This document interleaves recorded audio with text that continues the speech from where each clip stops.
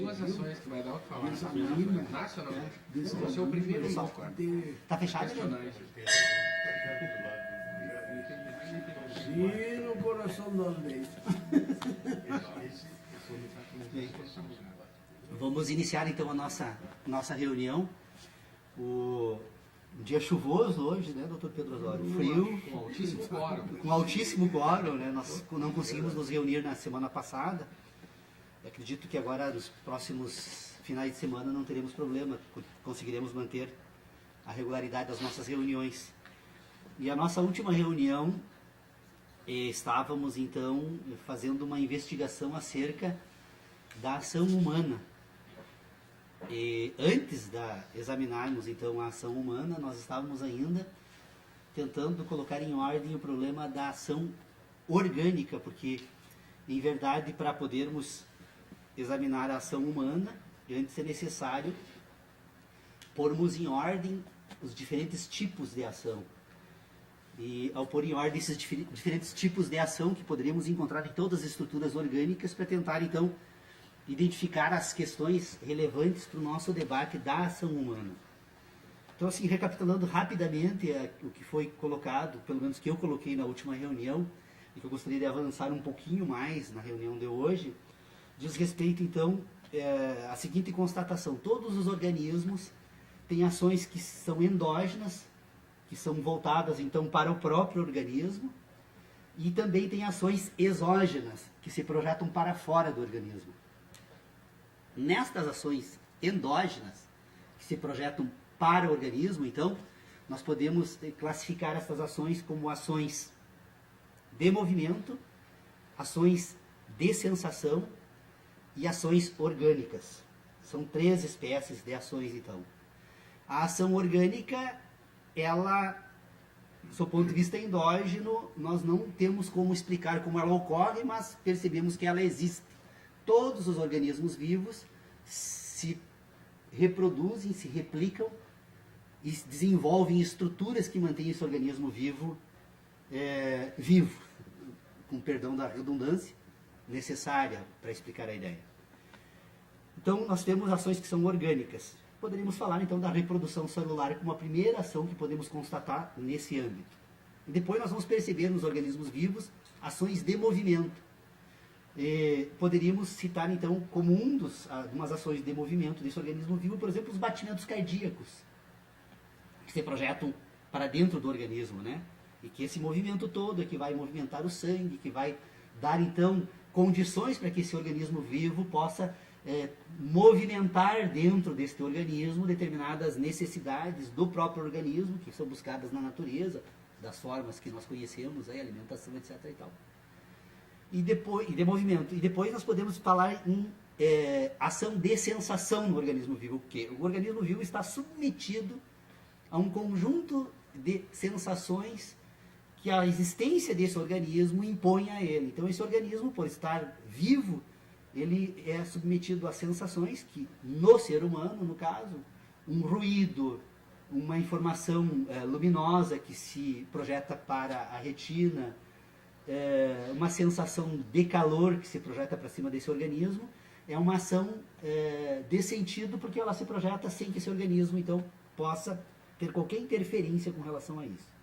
Então, todas essas sensações endógenas, nós poderíamos depois ainda dividir em voluntárias e involuntárias e mistas, que não tem uma grande necessidade, assim, para explicar depois a mais importante, que é a ação indireta, mas que nós poderíamos dizer, então, assim, ó, que nessa estrutura orgânica tem algumas dessas ações que são involuntárias. O batimento cardíaco, embora algumas filosofias orientais sustentem de que, a depender do nível de desenvolvimento da estrutura orgânica humana, é possível controlar os batimentos cardíacos, mas nós poderíamos aceitar aqui, pelo menos para as nossas considerações, como se fosse uma ação involuntária. Meu coração bate independentemente da minha vontade e quando para de bater, eu morro, né? Então é uma ação involuntária. Independente da minha vontade também. E além da involuntária, nós temos então as ações voluntárias, né? Neste organismo que tem determinadas ações diretas orgânicas, tem algumas que são ações que se projetam para dentro do organismo, mas são ações voluntárias, né? Então, nós poderíamos colocar aí nas ações voluntárias, né? Bom, poderia colocar a respiração. Agora, realmente, eu teria um outro exemplo melhor, mas a respiração ainda não seria perfeita. E depois tem a mista, né? Que são ações que são involuntárias e voluntárias ao mesmo tempo. Por exemplo, o ato respirar, aliás, eu estava trocando. O ato de respirar, ele é uma ação involuntária, porque num determinado momento o meu organismo determina que eu respire, mas eu posso controlar a respiração e, portanto, eu tenho condições assim, a alimentação, o ato de alimentação, o ato de produzir necessidades orgânicas, né, do organismo, né, e assim por diante. Então, depois nas ações, então se nós falamos das endógenas, nós temos as exógenas. As exógenas, novamente, nós podemos classificar como de movimento orgânico e de sentido. Qual é a ação indireta? O que é a ação indireta? Aquela que se projeta para fora do organismo. Alguém diz, mas como pode uma ação orgânica se projetar para fora do organismo? A reprodução. Quando o organismo se reproduz, ele se projeta. É uma ação de natureza orgânica que se projeta para fora de si. Alguém poderia dizer, não, mas e a mulher que se projeta para o seu interior? Se projeta para o interior da mulher por um determinado momento, mas depois ela se projeta para fora. Então é uma ação indireta orgânica. Ação de movimento, que é quando eu movimento meu braço, quando eu movimento a minha boca para produzir sons sonoros. Então são ações de movimento.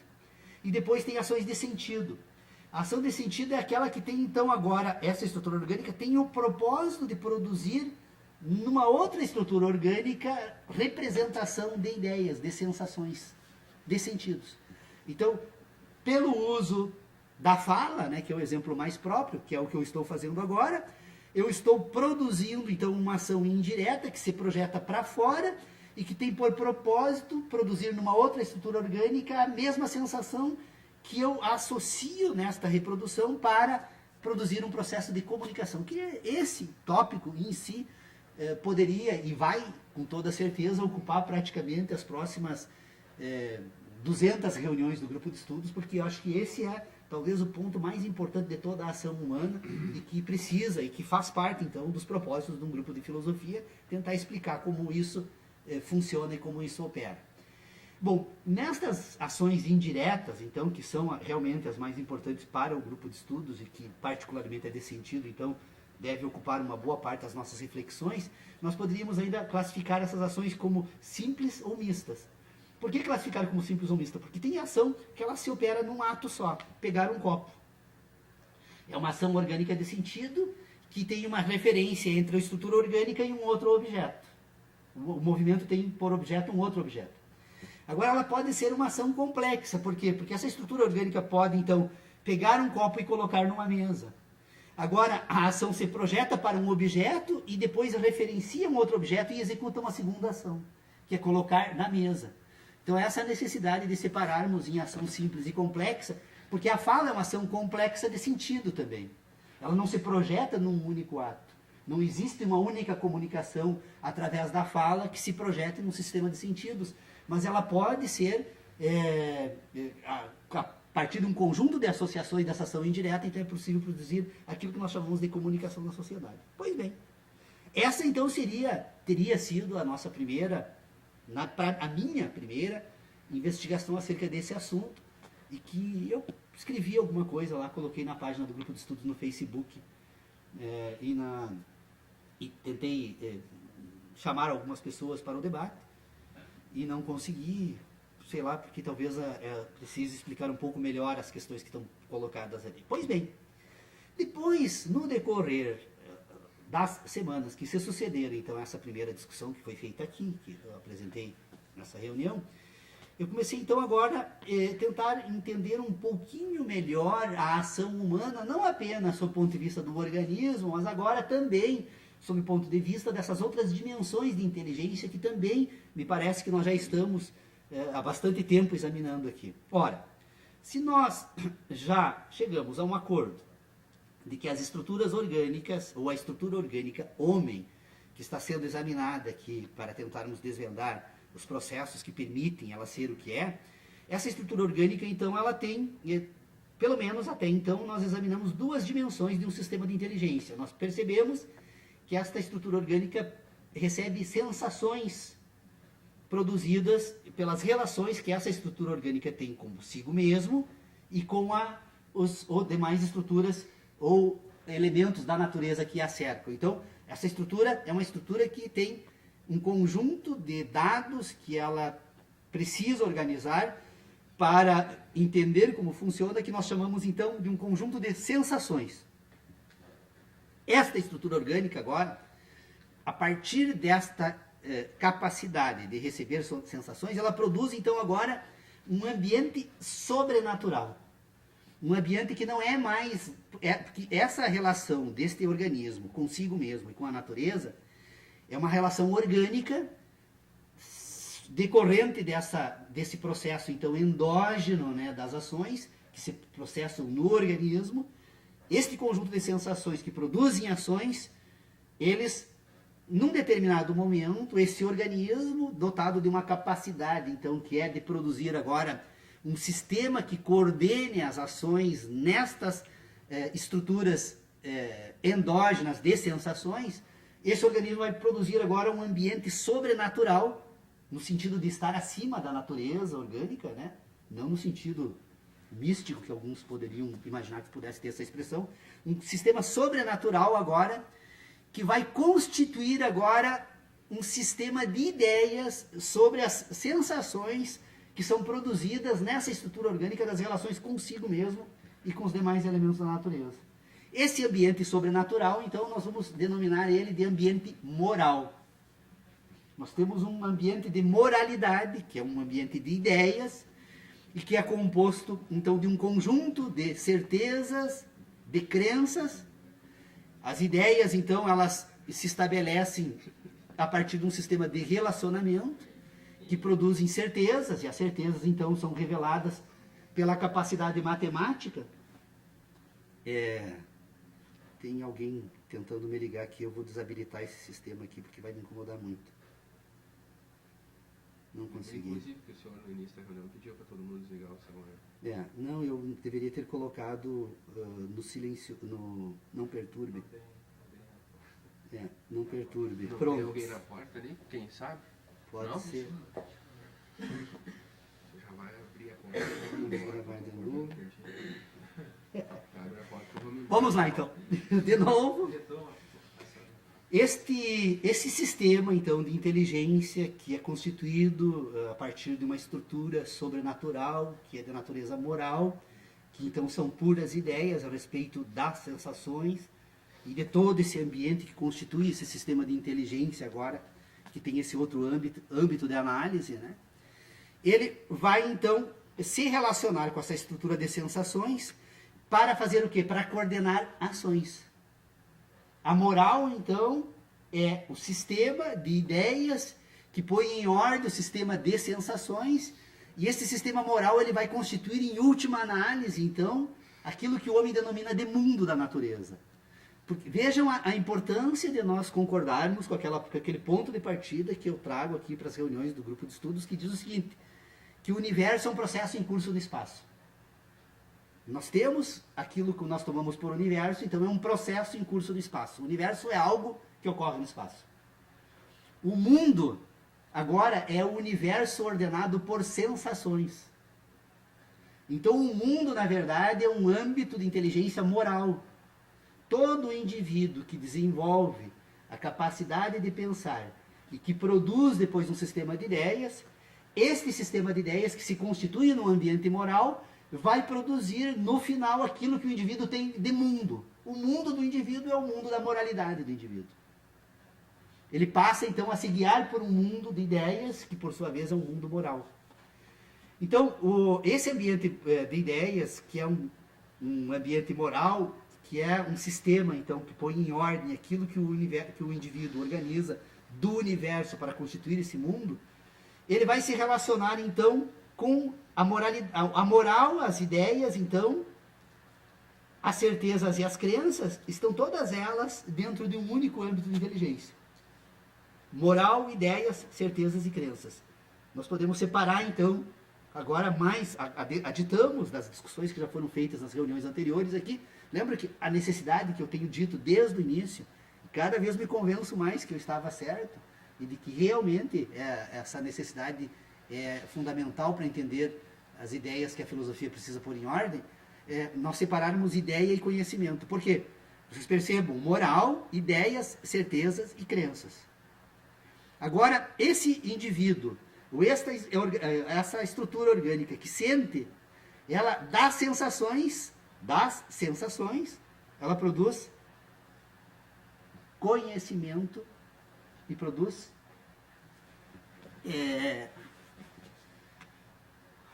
sensação, conhecimento e verdades. Então, as verdades, as ações humanas... Então, se a moral está vinculada a um sistema de ideias, de certezas e crenças, agora as ações estão vinculadas a um sistema de conhecimentos, de sensações e de verdades.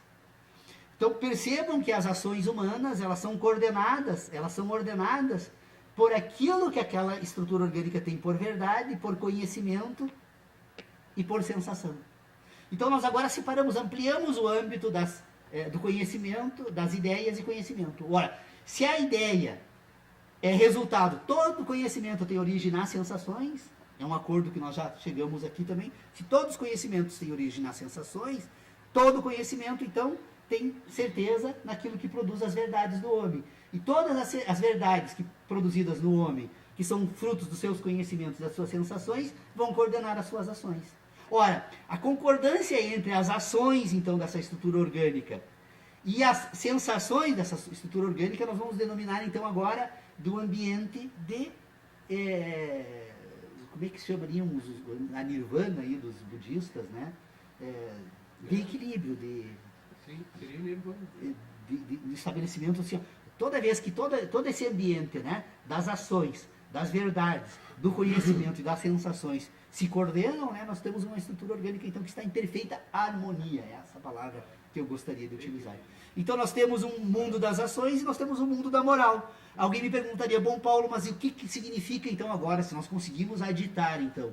Nós estamos avançando. Veja que agora nós estamos constituindo institutos que servem à política e que servem agora, então, à ampliação dessas nossas investigações para darmos, então, os passos adiante com relação à ação. Nós estamos constituindo agora, ampliando ou trazer a moral, então, para o ambiente das nossas ideias, né, e as ações. E aonde entra a ética? A ética é orientada para as ações. Sempre que nós falarmos de qualquer assunto que diga respeito à ética, a ética é aquela que coordena as ações humanas. Então, a ética está situada no ambiente das ações humanas, neste agora processo indireto de ação, que é aquele que nós vamos estudar. Se essa primeira parte da estrutura orgânica, né, das ações humanas está voltada para as relações endógenas, essa agora está voltada para as ações exógenas, para aquelas que se projetam para fora do organismo. A ética vai ser a coordenadora agora nesse ambiente, então, que reúne as ideias e que reúne as ações humanas. Nós temos agora um novo ambiente, que é o da ética, que vai coordenar as ações indiretas. A mediação. A ética, então, é um instrumento das ações indiretas do indivíduo. Por quê? Porque ela se projeta agora para os outros indivíduos e para a natureza onde ele vive.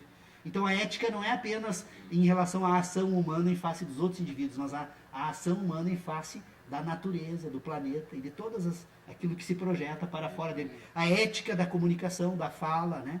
Então, vocês percebam quanto é possível harmonizar um pouco mais esse nosso ambiente de ideias aí para levarmos adiante os nossos estudos.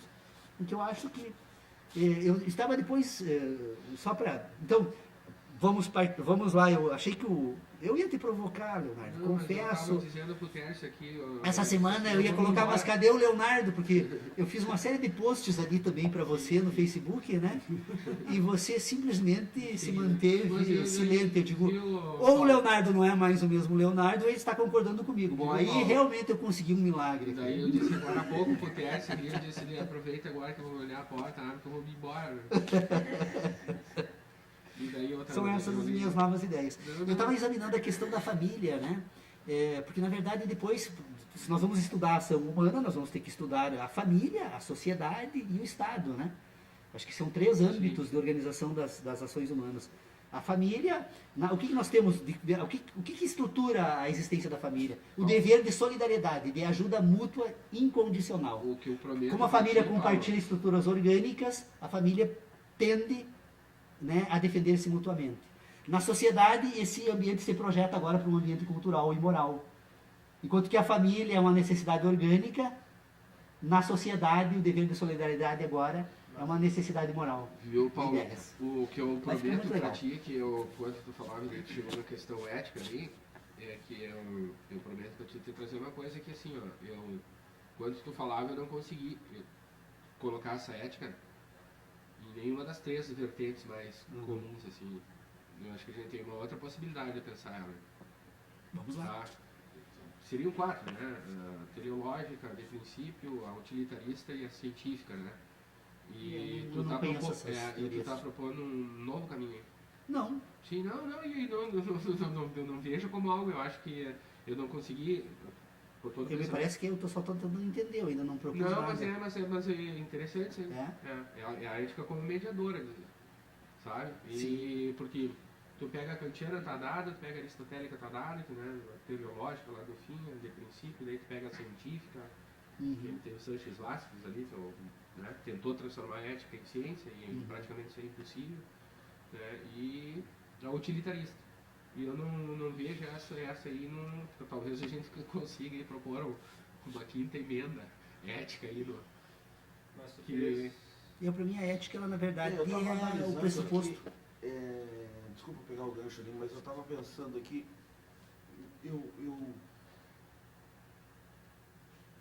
na verdade eu fiquei pensando e perdi um pouco o momento da intervenção, mas eu não queria cortar, mas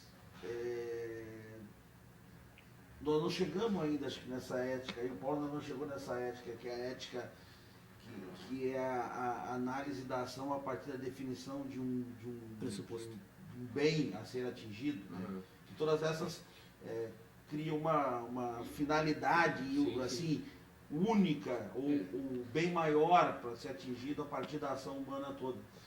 Eu fiquei com uma necessidade de entender não, mas eu gostei muito do discurso, mas teve um momento ali que agora isso aqui tem uma coisinha ali que eu não consegui ver, que é a mediação entre o momento da moral e o momento da ação humana. Não que isso não seja possível, acho que isso é possível. Sim, mas assim, eu só der só um aspas, se tu pegar todos os conceitos de ética, ninguém propõe a ética como mediaças. Não, sim. Né? A ética ela já vem, ela está dada, qualquer uma. Então, dizendo assim, se abre a possibilidade de se pensar a ética como essa mediação. Ela que talvez aí chegue nesse entendimento universal dela. É a partir de uma compreensão de alguns preceitos morais estabelecidos que você direciona. Porque tu vê a ética kantiana ali, tu entende ela maravilhosamente bem, mas daí tu vai dizer assim, tá, mas e qual é esses princípios morais, quem é que vai dar a eles? Né? Quem é que vai dar a eles? E quais seriam eles? Como é que se Tudo estabelece? bem, mas quem é que estabelece essa universalidade desses códigos morais que Mas aí voltamos para aquele negócio que o Paulo está insistindo. É um pressuposto da família e sociedade. Você tem que partir de um dever. Mas daí tem as crenças, por exemplo, quando a assim, gente ó, analisa quando a defesa mútua, sociedade, acho que a gente está mais chegando na Defesa profundidade. mútua. A família é incondicional. A família, a defesa é mútua e incondicional. Sempre que a família Eu for acho que quando você chega na atingida, família, tem o ele dever de já defesa está mútua. analisando estruturas políticas mínimas. Quando falha a defesa mútua na família, a família toda falha. Esse é um pressuposto, né? Enquanto estrutura de organização social, ela é a base. Depois a sociedade é um vínculo de natureza moral. Aí, ó, agora. o que no É social. São Paulo aqui, talvez não sei nem se fosse esse o fim, a possibilidade da cultura está presente ali. Nessa mediação que em Kant não está. Entendeu? Sim, ele determina tal código moral lá, tá assim, mas isso aí serve para o branco europeu civilizado. Foi lá para a África, foi para os turcos, os muçulmanos já já bateu na trave, já não serve. Por isso que eu volto a frisar a importância, por um lado, de todo esse debate que o Paulo tem construído aí, e a gente tem participado bastante também, da questão da orientação a partir das sensações. Porque se você orienta a ética a partir, no primeiro momento, do conhecimento estabelecido pelas sensações, e do estabelecimento de um ambiente moral, a partir dessas percepções humanas e das necessidades orientadas por essas necessidades que vêm das sensações, você cria um ambiente moral que é compatível com uma futura ética individual ou coletiva. O problema é que o estabelecimento de padrões morais metafísicos que não tem a ver com a questão da natureza, com a questão da realidade sensorial das pessoas, partindo a partir de uma questão orientada pelas necessidades sensoriais, gera uma desconexão completa entre o mundo das ideias, o mundo moral, e o mundo do ser humano de fato, vamos dizer assim.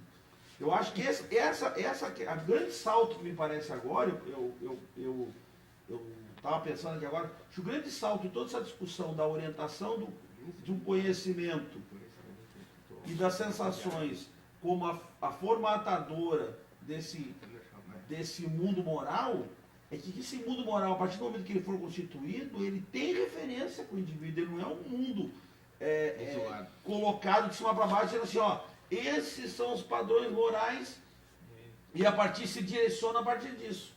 A moral é uma meta-ética, né? Porque, na verdade, qual é a função da moral? A função da moral agora é buscar equilíbrio com a ética. Ou seja, o indivíduo que tem um conjunto de ideias, agora ele precisa coordenar esse conjunto de ações a partir dessas ideias. Quando ele conseguir harmonizar as ideias com as ações, nós estamos, então, diante de um único sistema que coordena agora, que é uma meta-ética, que ele tem um derivado moral e um derivado natural, sensorial. O que acontece com as pessoas? É só usar um exemplo aqui, banal, absurdo, mas que serve para esclarecer de uma vez por todas o que eu estou tentando dizer. Uma quantidade de pessoas de bem, absolutamente de bem, e qualquer um de nós provavelmente poderia fazer o mesmo. Nós poderíamos estar aqui agora falando, por exemplo, a respeito da moralidade, das relações nossas, recíprocas e com o Estado, etc. e tal, e sairmos aqui fora e comprar um produto numa loja e não pedir uma nota fiscal. Exatamente. O quê? Nós temos um tipo de ideias que serve assim, para justificar as nossas ações, mas quando nós executamos as nossas ações, nós não guiamos por elas. E a sociedade, toda a sociedade dita civilizada, ela tem um sistema de ideias para compartilhar mutuamente e outro que orienta a sua ação. Então, a ética, ela é ordenada por uma moral, mas o problema é que nós temos uma moral coletiva e uma moral individual. E a grande tarefa da filosofia e da sociedade e do processo civilizatório agora é trazer as duas para um único âmbito. O negócio é o seguinte, o ato de tu pedir a nota fiscal, tu tá agindo eticamente.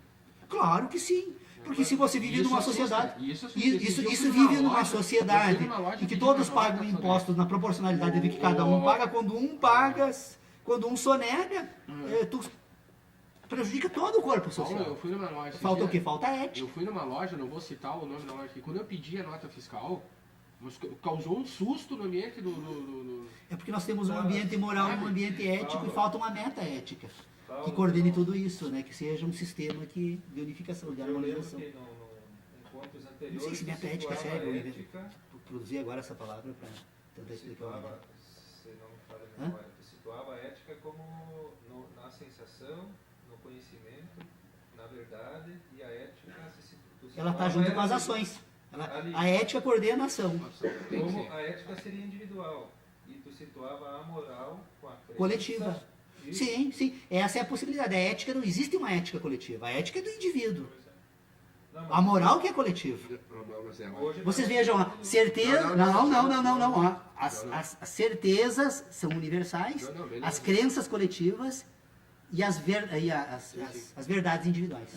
Mas a ética ela tem que ser válida para todos. Né? Nas verdades. A ética está na verdade. Por isso que ela é individual. A ética, verdade, sensação e ação são todas elas do mesmo padrão. Moral, ideia, certeza e crença faz parte do... Então eu tenho um sistema de ideias e um de conhecimento. A ética está no âmbito do conhecimento. A moral está no âmbito das ideias. Então a ética coordena ações. A ética é um pressuposto de coordenação das ações. Mas pode ter uma ética grupal. Não, a ética para mim agora isso faz sentido. Há uma ética. Aí faz sentido. Mas aí é um processo. processo... Ela tem que ser válida e aceita para todos. Né? Ela tem que ser pressuposto da certeza. Uma não da quadrilha, verdade. uma quadrilha de bandidos tem uma ética. Não, tem uma moral. Tem uma ética. Tem uma moral. Tem uma ética Ela entre cria eles. um Eles não código, têm moral é um código. nenhuma. Ele cria um código. Eles A máfia- violam com os processos. A máfia cria código. Não, eles têm uma ética. Moral próprio Eu e acho- uma ética de O código moral conformidade é com o uma código ética. Mas moral. é que a ética não pode ter uma ética pra mim e outra pra ti. Ou ela é Não, válida pra todos. não, a ética é o que coordena ações. Quando um grupo se associa para uma prática criminosa e coordena ações, tem uma ética criminosa. Tu tá justamente invertendo. Mas é criminosa. Sim, não, né? Nesse sentido, a minha inversão, a ética ela tem que ser válida e aceita para todos. Ela não pode ser um código moral. Doutor Pedro Osório, agora aqui, ó. Um ingredientezinho que ajuda a complicar isso. Ainda mais. Mas, nesse auxílio ao envenenamento Pode ser da o que é vacina, pra mim, não é pra ti. Como assim? não podemos deixar de lado onde é que está embutido a sensação e o temor do risco, ou benefício, ou inconveniência, essa avaliação Política. Entra aí agora a política. Na nota fiscal. É, a política. Na nota fiscal, o comprador, o cidadão que sai pela rua, né, com um pacote debaixo do braço, ou com até sem embrulho, se ele não tiver a nota fiscal, ele pode ser confundido imediatamente com alguém que andou também lá naquela exposição e saiu com algumas peças, né, sem pagar o devido preço. Houve ali um comportamento delitoso, inclusive. E se ele sabe avaliar esse risco, ele interessa-se pela nota. É um modo dele dizer, não, eu tenho comprovante legítimo de que... Mas entra o direito, que é produto da política. Entrou, não, tem mais, que ingressou o equivalente na negociação referente a este produto, porque eu tenho a nota. Normalmente na nota não aparece o nome de quem é o portador da coisa que não tem uma placa. Ela não leva, não tranca, não é? Embora investigando possa descobrir do fabricante, a quem ele forneceu, a quem ele vendeu, não é? Aquele produto. Então, esse custo-benefício para o homem previdente, precavido, caracteriza um tipo de evolução da sociedade. Sim. Porque se eu não exijo também a nota, eu estou dando margem a que o produto resulte lá nas prateleiras sem origem. Mas você não vendeu, cadê as notas? E essa mercadoria toda aqui. Então, onde é que você comprou Mas isso? o que coordena isso é um Então, sistema coloco ético. a sociedade sob o risco desse equívoco, dessa inconveniência, de ser abordado pela Rosa. Olha, agora já é o comerciante que deve ter o interesse de fornecer a nota, sob o ponto de vista de uma quebra ética com a sociedade organizada, que é o seu país, o seu Estado, a sua nação politicamente organizada. Então, custo-benefício, aí entra um homem animal. Também Sim, disso. atendendo interesses, Eu não ponho a mão de buscando fogo. realizar interesses. Não, diz, não, mas não tem mais, eu não quero saber disso. Não me convém. Então, esse toque aí, que por esse viés pode-se chegar às normas jurídicas.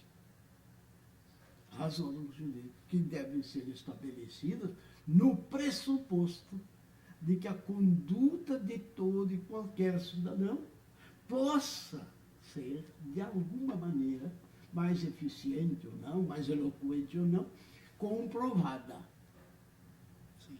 Essa ameaça que é o poder da lei, tão só para sua existência, né? E que, quando ela consegue entrar em processos civilizatórios e comprovar o seu trabalho, Eu não sei se isso tem doutor, alguma validade, mas me parece que parece... nós devemos regidos nessas coisas. Sim, doutor Pedro Osório, mas aqui, acho que assim, ó, aí na verdade agora nós teríamos que voltar para a questão das instituições. Né? Como eu disse, nós temos a família, nós temos a sociedade e nós temos o Estado. São determinados momentos de constituição de um sistema que envolve todos esses pressupostos, tanto os éticos quanto os morais. Nós vamos desenvolvendo. Mas o que nós podemos perceber, então, que sempre que nós examinarmos qualquer tema que diga respeito à teoria do conhecimento e à própria filosofia, é necessário sempre buscar essas duas dimensões. Não existe como separar uma dimensão da outra. Nós temos uma dimensão que é orgânica e nós temos uma dimensão que é cultural. A dimensão orgânica e a cultural, agora, elas se projetam para as instituições. Se projetam para a família, se projetam para a sociedade e se projetam para o Estado. Porque o que é o Estado? O Estado é um momento evoluído do processo de constituição de uma moralidade que permite agora a busca de mecanismos comuns para assegurar, então, a sobrevivência orgânica daqueles indivíduos que participam dessas estruturas. Por isso que sempre dividimos em Estado nacional. A ideia de nacionalidade, ela nasce de uma ideia de territorialidade. A territorialidade que vincula, então, esses processos de constituição dos organismos de natureza política que buscam, então, agora conter a ambição do indivíduo. Porque a política, qual é a função da política? A função da política não tem nenhuma outra. A função da política é dominar o outro. A política tem por finalidade dominar o outro. Agora, o problema é como se organiza, então, essa atividade política. O Estado surge exatamente como uma instituição política de dominação. O Estado busca fazer o quê? Constituir mecanismos de dominação de todos os indivíduos por todos os indivíduos, né? Esse é o pressuposto e, portanto, limitar essa... A política significa esse processo de dominação como ela está hoje. Como sempre foi, como ela é. Eu já acho que a política teria que servir para libertar o homem, não para aprisionar ele, né? Bom, o problema é uma coisa é a política, uma coisa é o uso da política. Uma coisa que os gregos faziam, Paulo. Quando os gregos pensavam a política diferente de nós hoje, né? Sim. Inclusive eles determinaram o pensamento ocidental e eles criaram o pontapé lá, filosofia, democracia e tal, uma série de coisas. Mas a política não ia discutir questões como, será que devemos colocar um poste de luz aqui e ali? Os caras iam para a ágora, para a praça, discutir a política para falar sobre a felicidade, sobre o amor, sobre a vida. Tu veja como eles entendiam a política. O conceito de política lá no grego, se tu pegar, né, epistemologicamente o conceito da política, ele não vai discutir questões como saúde, ele vai discutir o homem. Né? É que, e daí, verdade... no decorrer do tempo, a civilização ocidental se apropriou do termo e tal, do uso dele, e a gente tem a política hoje como uma forma de dominar, né? Mas o Estado moderno, ele se constitui enquanto razão civilizada exatamente na medida em que o homem sai da praça pública e delega para a racionalidade as atividades que era da praça pública. Pra mim, a praça pública que tinha uma função inicial, que era de julgar, julgava tudo. Viu, Paulo? Ela agora abre mão desse papel para a razão. Eu não discordo de ti que a política tem esse pressuposto hoje, mas eu digo assim, como ciência... A política é isso. Tá, como ciência, como ideia, né? A política é a arte de dominar o outro. Agora, ela não tem como... essa liberdade. O problema é qual é o fim que nós queremos da política. Isso é uma outra coisa. Bom, aí agora é uma política orientada pela ética e pela moral. Uma política orientada pela ética e a moral é uma coisa. A política como instituição, não tem como separar. Aí nós temos um cientista político. Tem três coisas que a gente tinha que avaliar assim, nessa discussão. Tu sabe que Pitaco era um filósofo, né? Que vivia dando pitaco. Ele não vem disso, ele só se apropriava do ideário dos outros, então ele só dava pitaco. Vai saber se não é uma boa ideia isso, né? Que aí tu não se compromete, mas também participa, né? Pitaco era esse cara. Acho que tem três coisas que eu estava pensando aqui, ouvindo falar, que eu acho que tinha que abordar. Primeiro, a gente não pode se afastar um pouco do cotejo, pelo menos, né? Não que a gente tenha que abraçar as ideias, mas a gente tem que cotejar com a ideia da ética tradicional, né? Que a ética tradicional é o estabelecimento o tal do ethos, eu estava dizendo, daquela ideia que universaliza e que explica a universalidade das buscas humanas, das condutas humanas a partir de determinados pressupostos. Todos eles visam explicar de um jeito. O homem age no fundo para se busca o tal do bem supremo, ou sumo bem, ou o bem mais importante da vida, uma coisa mais importante da vida. E isso orientar a ética que vai orientar a política depois, porque a política vai ser a busca dessa coordenação ética dessas coisas. E outra coisa que eu quero deixar no debate, que eu vou falar daqui a pouco que eu penso, a gente não pode confundir a política com o exercício do poder. Porque a política obviamente constitui o poder. E o poder ele é exercido. E nesse exercício do poder, eu não tenho dúvida que a função do exercício do poder não digo dominar, mas submeter, entre aspas, o grupo a uma elaboração teórica ou prática que tem hegemonia no momento. Então a ideia da hegemonia na política contemporânea ou moderna é quase que absoluta. Lá no grego, lá falar política, já está a polis incluída nela. Né? Não, Polis, a polis, ideia do grego é diferente, porque a ideia do grego vem da questão da união da polis, do debate sobre as coisas da cidade, e também por essa discussão. Mas não há dúvida que há um exercício da política e um exercício do poder na política. São duas coisas diferentes. Volto lá para Hobbes, por exemplo, que foi um dos caras que eu estudei e que é um dos responsáveis pela construção do Estado moderno, a ideia do Estado moderno. Qual era a ideia de Hobbes em relação à construção da política? Ou do Estado, que seria o ente materializador ou incorporador deste poder ou desta questão trazida a partir de uma necessidade política. Qual é a necessidade política? Os homens precisam se organizar porque a vida sem organização política impede nós de evoluirmos, nós de construirmos, nós de estudarmos, nós de vivermos em segurança. Essa é a ideia do Hobbes. Depois o Locke e aí nós construímos o Estado. O Locke vem depois e diz, não, o Estado não é para isso. O Estado é para garantir a propriedade privada. Tanto que os liberais têm uma paixão por John Locke, por quê? Porque o John Locke foi o primeiro filósofo a instituir a ideia da propriedade privada como essência da existência do Estado. Né? E aí nós temos aqueles pensamentos que vão, cada um deles trazendo uma noção. O que eu acho interessante nesse debate nosso é o seguinte, primeiro, nós não vamos atropelar, porque tem umas coisas muito importantes trazidas pelo Paulo aí, que eu acho que a gente tem que esmiuçar. Qual é a ideia? A ideia não de uma ética generalizada, se é que isso é possível, porque outra discussão nós temos que fazer também é o seguinte, é possível a gente pensar a ética como uma ética universal? Não, esse é o desafio, não é que não seja possível é pensar, o desafio é chegar a ela. Né? Não, se é que é possível chegar, é isso que eu estou dizendo. O dia que houver harmonia entre a moral e a ética, sim. Pois é, mas é possível isso? Pois Esse é o grande desafio, né? Até hoje. Da mesma dimensão da certeza para a ética. Eu até acho que alguns até se aproximaram. Não é possível. Eu acho. A ética, é um exercício. eu acho que a única ética possível, eu acho que a única ética universal possível, do meu ponto de vista, de todas que eu já li aí um pouco, eu acho que a idiomonista é a única mais ou menos possível. Que o homem é aquela ideia de que o homem age, constitui as estruturas todas, porque no fundo ele busca a felicidade.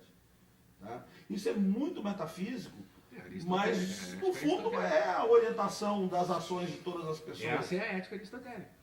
Que é aristotélica. Mas aí o problema do Aristóteles é que ele vai dizer o quê? Que para chegar a essa ética ele precisa da política, senão ele... Não, aí ele vai dizer que para chegar nessa ética demonista aí, que o homem só chega lá exercendo a virtude. Né? E a virtude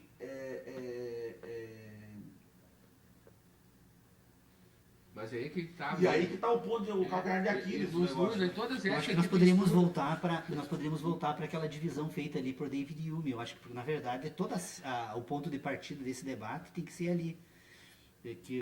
Exatamente, é a questão de que o ser humano é orientado pela ação. Né? O ser humano é orientado Eu ia só fazer é voltado, aliás, para a ação. Em cima do que o Soderas aí. Orientado pelo gosto e o sentimento, segundo ele. Tudo isso que tu colocou, tem a questão dos pressupostos morais que vão ditar essa ética. E não, mas aí que tá. Problema. O hedonismo, na verdade, o que é? Ele se orienta pelo gosto e sentimento. É uma busca da felicidade. A felicidade é algo que está vinculado ao gosto e o sentimento. Na medida em que eu conseguir harmonizar o gosto e o sentimento com as minhas ações, eu tenho uma ética hedonista e, portanto, a partir de agora eu tenho algo para me orientar no mundo da natureza. O problema é que essa relação pura, ela muitas vezes pode entrar em conflito com essa mesma necessidade de um outro indivíduo. E nós não conseguimos harmonizar. Que tu bota aí. Eu gosto dessa ideia aí. Pois é. Porque na verdade Epicuro foi o primeiro que trouxe essa possibilidade que o Paulo está falando aí. Porque na verdade você vai trabalhar com o quê? Você vai trabalhar com um sistema que está orientado. Por que olha, tu não imagina, Fernando, o quanto eu sou grato assim, ó, por você ter me provocado a pegar David Hume, porque embora tendo sido citado nos prolegômenos a toda a metafísica futura, que possa se apresentar como ciência de Kant ali. Eu me magoado com isso aí, porque eu dizia assim, vocês ficam falando em Kant, aí já... Não, você falava em David Hume, ele me falou nas ideias de David Hume, tem uma grande diferença. E ao me falar das ideias de David Hume, ele me provocou a ler David Hume. Que ele, Paulo, um dia eu me lembro, telefonou para mim, Paulo, olha que eu estou lendo aqui, olha o que eu encontrei em David Hume. E aí sim, eu peguei o livro e fui ler também. Então, nesse sentido, não estou dizendo que não seja sido diferente. Mas o David Hume, ele coloca assim de uma forma tão clara, é tão importante para a organização das minhas ideias esse momento, porque para mim ele está claro. O David Hume diz o seguinte, olha, o homem é voltado para a ação. E a ação humana é coordenada então pelo gosto e pelo sentimento. E quando o homem é coordenado pelo gosto e sentimento, então o objetivo desse sistema agora, que segundo ele chamava ciência da natureza humana, o sistema moral, né? O objetivo desse sistema moral, dessa ciência da natureza humana agora, então, é a busca da virtude. O combate ao vício e a busca da virtude. Então, são os polos atrativos desse sistema Isso que é vai... Aristotélico, total. E aí depois ele diz, mas tem um outro, né? Ele dizia que isso foi em 1748, quando ele escreveu investigações acerca do entendimento humano, ó. Ele diz assim, mas tem um outro sistema também que diz que o homem agora, a função da ciência da natureza humana, ou da moral, né, é buscar formar um entendimento humano. Eles aí, nesse sistema, né, a função agora é simplesmente formar um entendimento humano, ao invés de buscar a educação. Ou seja, ao invés desse sistema buscar educar a ação humana, ela busca formar um entendimento. Então você veja que o que o Kant faz? O Kant rompe com percebendo essa distinção, o Kant deixa todo para fora a discussão sobre a virtude, é um desafio, né? E sobre as sensações, o gosto e o sentimento, para trabalhar o quê? Para trabalhar agora a formação do entendimento. Aqui eu já falei, não estava... Os racionalistas, segundo ele, eles exigem que você aprove ou reprove a tudo, né? Eles querem essa grande... O método do racionalismo agora é exigir, né, que você aprove ou reprove. Exigem que você emita, aprove ou reprove toda a ação. E que ele diz, espera aí um pouquinho, a frase agora não está me surgindo, mas ele diz que a função do racionalismo agora é submeter à aprovação. Buscar juízos binários de sim, não. Sim, não, de aprovação. Então se constrói um sistema racional em detrimento de um sistema voltado para as ações. Ou seja, você abandona. Olha como essas duas ideias se encaixam perfeitamente na organização das que eu trago aqui. Nós temos então esse primeiro momento do David Hume, aquele voltado para a verdade, para a sensação, para a ação e para o conhecimento. Então todo o sistema de David Hume primeiro você volta para isso. Todo o sistema segundo de David Hume volta para o quê? Para a moral, para as ideias, para as certezas e para as crenças. Então nós temos abandono ao natural para o sobrenatural. Nós temos um ambiente natural e um sobrenatural. O que o Kant faz agora é organizar o sobrenatural humano. Por isso a crítica da razão pura. Essa é a razão do título da obra, né? E na organização desse ambiente sobrenatural ele vai organizar o quê? Então uma moral. E onde ele faz isso? Na crítica da razão prática. Então tem o Kant faz uma escolha. Inaugura uma nova época, iniciada lá com Descartes, no discurso sobre o método, quando ele provoca essa reflexão sobre a possibilidade do indivíduo ter certeza sobre os seus conhecimentos. Por que ele não pode ter certeza sobre os seus conhecimentos? Porque estão em âmbitos diferentes. A certeza está num âmbito e o conhecimento está no outro. E o que o Descartes descobre? Que não é possível. Por quê? Porque um é um, o outro é o outro. Como que pode ter certeza de conhecimento se conhecimento e ideias são temas completamente diferentes? De âmbitos diferentes. As ideias são o quê? São Eles até representações se de relacionam, conhecimento. mas estão em ambos diferentes. Então vocês vejam assim, ó. O que Descartes fez foi dizer, Ó, mar vermelho aqui, ó. Se abriu o mar vermelho aqui, separando dois universos completamente Chamamos distintos. Moisés para conversa. o que Descartes deixou... Modestamente. O que Descartes, Muita modéstia, vocês me desculpem, mas O que Descartes deixou... tá aberto. O que Descartes deixou pra Legal, nós né? Como, Muito legal. Estou muito feliz com essas minhas reflexões. como legado para a filosofia é que uma coisa é uma coisa, outra coisa O é que, outra legal, coisa. o que Descartes deixou, o que Descartes deixou para a filosofia foi um livro. E esse livro eu levei 30 dias, a Irene é testemunha, o Lucas não sei se lembra, nós estávamos em Bombinhas. Eu levava pegar todas as manhãs esse livro, lia ele, saía, caminhar o dia inteiro para pensar, até que um dia eu me dei por conta, mas o que esse cara quer realmente? E realmente, a grande questão, escrevi ali o ambiente sintético da ciência que ninguém entendeu, e talvez ninguém nunca vai entender. Porque é um texto que só eu tenho condições de entender, porque é resultado de um Das tuas processo verdades. das minhas reflexões. Não tem como passar adiante isso, né? Mas é uma provocação interessante. Entender o ambiente sintético da ciência é entender o propósito que Descartes levanta. Ou seja, essa separação. Nós temos o ambiente da análise e da síntese. Tem o ambiente das sensações e o das ideias. O ambiente sintético é das ideias. O ambiente analítico é das sensações. Quando eu analiso, eu tenho sensações. Quando eu sintetizo, eu tenho ideias. Eu tenho que separar esses dois ambientes. E aí o David Hume já faz. Aquela primeira parte que o David Hume demonstra ali é o ambiente da análise, das sensações, dos conhecimentos, das verdades, das ações e da ética, que estão todos juntos organizados no âmbito. Depois, o outro ambiente da síntese é o das ideias, das verdades, das certezas, das crenças, da moral, do sobrenatural. Eu não falo que nem o Sodré falou pra ti e tal, da ideia do Hume, tá? Mas agora eu vou dizer assim, ó, leia o Spinoza. Sim, Spinoza. Eu tenho certeza que gostaria de ler Spinoza. Eu não um dia leio. Um dia farei. Spinoza. Dos elementos de Euclides. E Spinoza é um Um dos cara que elementos tá de Euclides presente lá com uma praticamente tarefa quase agora, todas as né? discussões que a gente faz aqui, tu tem uma vertente dele. Não, e Spinoza Ele- tem uma discussão muito interessante também, que eu já li um trabalho, não li Spinoza, mas li um trabalho sobre Spinoza, que é importante a discussão do direito natural, Spinoza. Né? Não, tem várias. Ele é fantástico. Né? Pois é, direito natural, esse é um outro tema, né? Esse é outro tema Viu, interessante. Sodré, naquela história que tu colocou ali sobre a questão da ética, do TB, pra mim ela tem que buscar essa universalidade. É um desespero, né?